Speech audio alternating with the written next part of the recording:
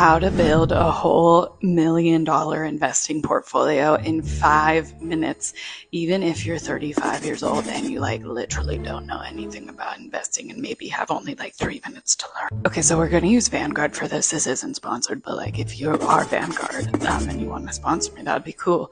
So go to Vanguard's website and click personal investor. Then you'll click open an account and then open an investment account.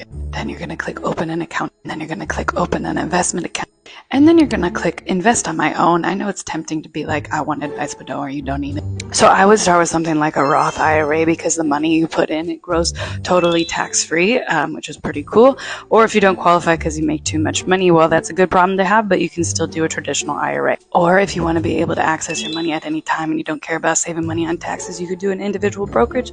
They're all good accounts. Next, they're going to ask you a bunch of questions that you should be able to answer in 5 minutes or less. And then you're going to connect your bank account and you're going to transfer money into your Roth. Now, this is the part that literally everybody fucks up. They put their money into their Roth IRA and then they think they're invested, but they didn't actually buy any investments.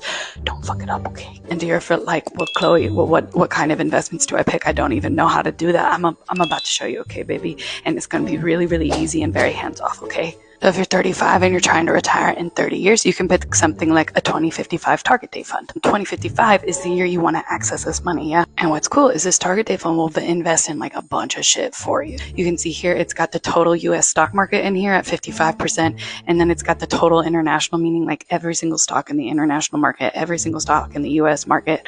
You got all of that right here. Notice that there's 90% in stocks and then less than 10% in bonds. As you get closer and closer to 2055, you're not going to want to be 90% in stocks and only 10% in bonds because you're going to want to conserve it. You're going to want to protect the wealth that you've built.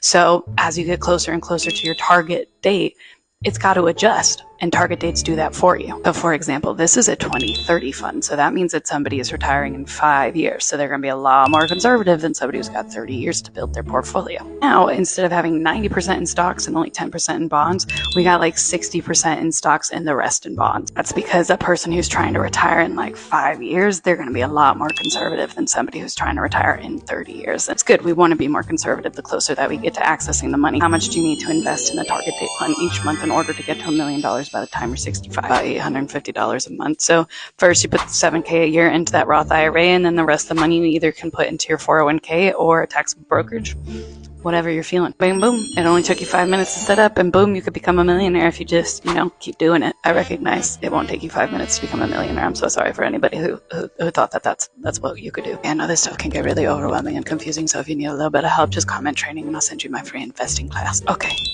good job.